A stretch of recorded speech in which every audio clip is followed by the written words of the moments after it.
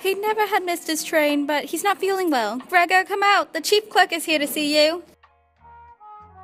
Please, open this door at once. No. His behavior is shocking. Shocking. I thought you were a reasonable person. I plan to say this privately, but you give me no choice. On behalf of your employer, I must tell you that your performance at work is most unsatisfactory, and your job is not at all secure. Please, sir, I've just had a bit of a dizzy spell. I should have mentioned it before. Please let the boss know and send my deepest apologies. Did you understand a word he said?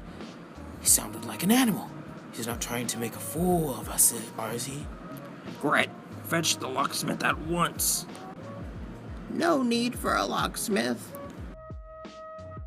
Well, it's about time. Oh! Just give me a moment to get dressed and pack my samples and I'll be ready to go. He knew that if the manager left in this mood, it would seriously jeopardize his job. Please don't go yet. I know I'm in a tight spot, but I'll work my way out.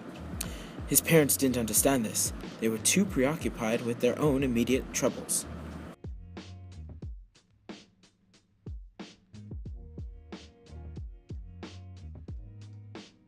Help, for God's sake! Help! Please don't make things harder than they are. Remember my accomplishments? I know people think traveling salesmen have it easy, but you know that's not true. Don't leave without acknowledging I'm at least partially right. Shoo!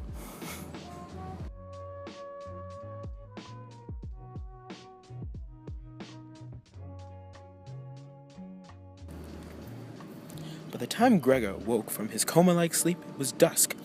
Though he could see through a crack in the door that their pleasant apartment was not empty, all was silent. What a quiet life the family has been leading. As he lay there, Gregor thought about how proud he felt to have provided this comfortable home for his sister and parents. But what if all this contentment were to come to a tragic end? No, I mustn't think such thoughts. What's this? Milk and bread? Gret must have left it. My favorite. Ah!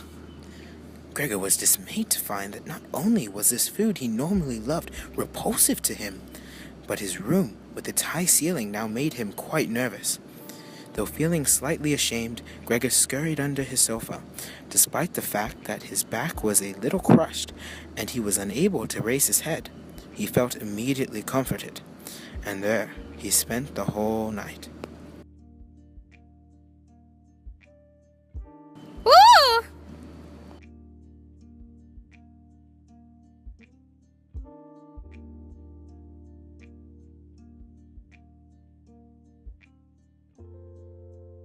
Slam. Click.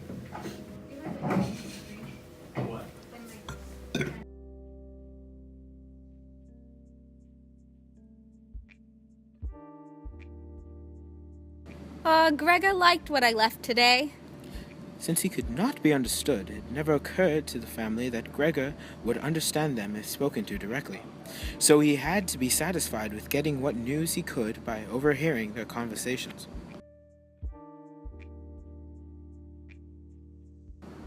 Though Gregor had assumed his father had been left penniless after the collapse of his business 5 years earlier, he was pleased to hear otherwise.